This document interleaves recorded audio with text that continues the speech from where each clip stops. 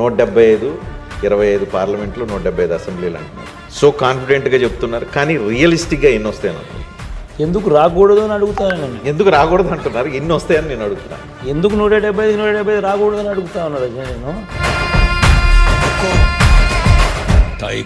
So including Kuppam, including Mangalagiri, why not, even Pithapuram, why not, why not 175కి 175, why not.